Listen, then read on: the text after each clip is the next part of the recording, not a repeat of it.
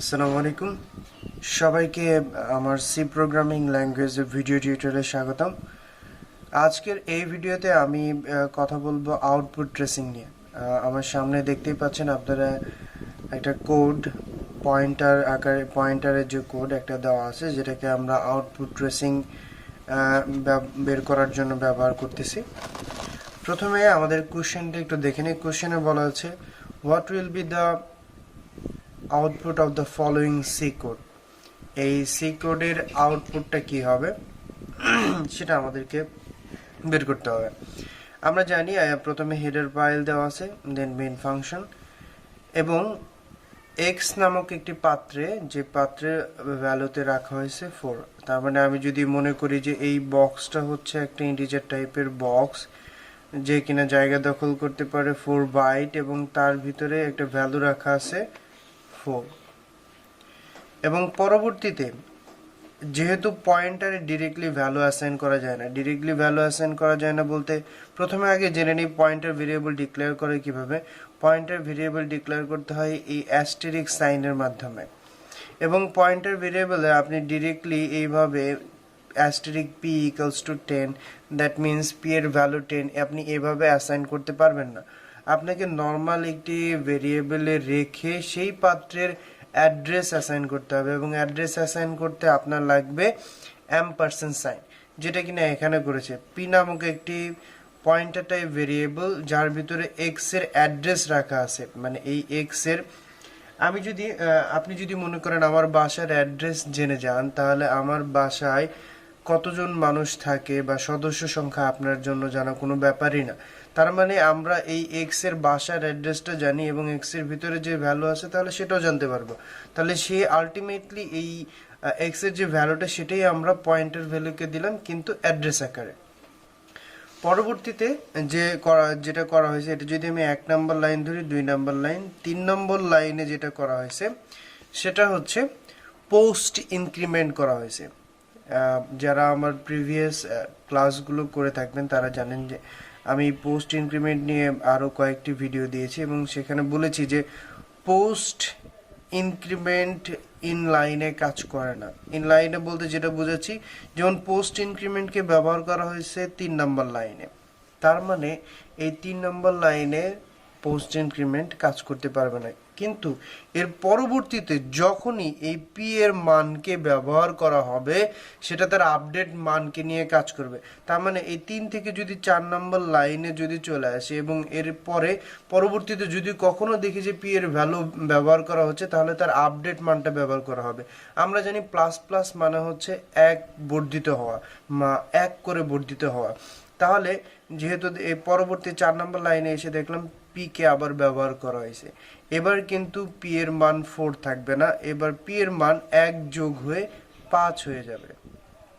1 যোগ হয়ে 5 হয়ে যাবে, কারণ এই ইন লাইনে পোস্ট ইনক্রিমেন্ট কাজ করতে পারেনি, বিধায় সে পরবর্তীতে যখনই অন্য কাউকে মানটাও সে দিবে, তখনও সে কিন্তু আপডেট মানটাই দিবে।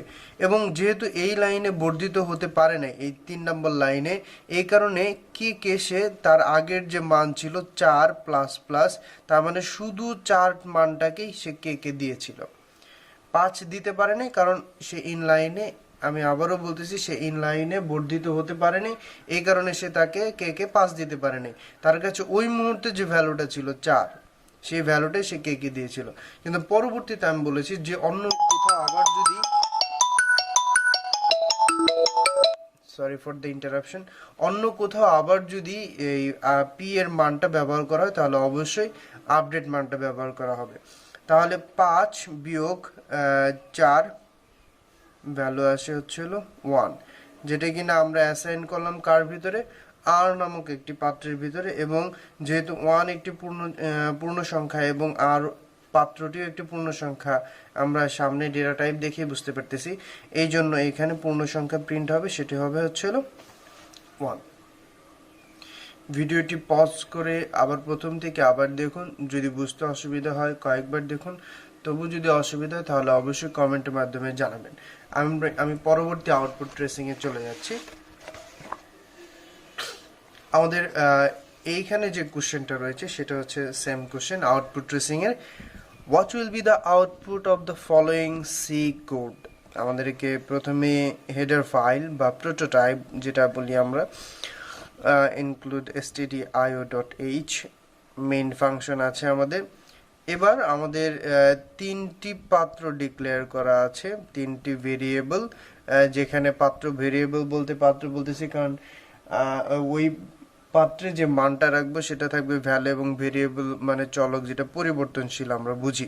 তাহলে এক্স ওয়াই জেড তিনটা পাত্র বা তিনটা চলক, এক্স এর মান দেওয়া আছে, বাদ বাকি দুইটা ভেরিয়েবলের মান দেওয়া নেই। ওকে, ফাঁকা। তাহলে আমরা এটাকে যদি 1 নম্বর লাইন ধরি, আমাদের 1 নম্বর লাইন বুঝতে কোনো অসুবিধা নেই, ক্লিয়ার। আমরা 2 নম্বর লাইনে আসি। পূর্বের আউটপুট ট্রেসিং এ আমরা দেখেছিলাম পোস্ট ইনক্রিমেন্ট ছিল, এখানে দেখতে পাচ্ছি প্রি ডিক্রিমেন্ট। প্রি ডিক্রিমেন্ট হলে সেটা ইনলাইনে কাজ করার ক্ষমতা থাকে, প্রি ডিক্রিমেন্ট হোক সেটা প্রি ইনক্রিমেন্ট হোক, তাহলে সেটা ইনলাইনে ওই লাইনের ভিতরে কাজ করার ক্ষমতা রাখে। তার মানে এক্স এর মান ছিল 4, তার থেকে যদি আমি 1 কমাই তাহলে কত হবে 3। মাইনাস মাইনাস 4 বলতে যেটা বোঝাচ্ছে 1 কমানোর কথা, তাহলে 3 হবে। তাহলে ওয়াই কে আমি মান দিলাম হচ্ছে মাইনাস মাইনাস 4 মানে 3, তাহলে ওয়াই এর বক্সে আমি লিখে দিচ্ছি 3। Okay fine. আর এক্স এর মানটাও তাহলে কি হয়ে গেল, আপডেট হয়ে গেল। এবার এক্স এর মানটা আপডেট হয়ে কত হয়ে গেল, এক্স এর মানটাও হয়ে গেল 3। ওকে, পরবর্তীতে আবার একটু খেয়াল করেন, আমরা 2 নম্বর লাইনে যদি বুঝতে অসুবিধা না থাকে 3 নম্বর লাইনে চলে গেলাম। আবার এক্স কে ব্যবহার করা হয়েছে, এক্স কে ব্যবহার করা হয়েছে, বলা হয়েছে 3 মাইনাস মাইনাস। আমি একটু আগে আপনাদেরকে বলেছি যে যদি পোস্ট ইনক্রিমেন্ট অথবা ডিক্রিমেন্ট থাকে তাহলে সেটা ইনলাইনে কাজ করতে পারবে না। তাহলে জেড এর মান এখান থেকে তো ডিক্রিমেন্ট তো হতে পারছে না, শুধু 3টা যাবে, তাহলে জেড এর মান 3 হয়ে গেল। কিন্তু পরবর্তীতে যদি কখনো আমরা এক্স কে ব্যবহার করি তাহলে অবশ্যই সেটা পরবর্তী লাইনে যাওয়ার আগেই, যেমন এই যে এটা 4 নম্বর লাইন, সে 4 নম্বর লাইনে যাওয়ার আগেই সে তার মানটাকে আপডেট করে নেবে। তার মানে পরবর্তীতে যদি আমরা এক্স এর মান কোথাও ব্যবহার করি তাহলে সেটা ব্যবহার করব কত, 2। তাহলে চলো বন্ধুরা আমরা দেখে নিই এবার আউটপুটটা কি হবে। প্রথম এই এক্সটা হচ্ছে প্রথম পার্সেন্টেজ ডি এর জন্য, যার মান হবে হচ্ছে, আমরা জানি এক্স এর মান আপডেট মান হচ্ছিল 2।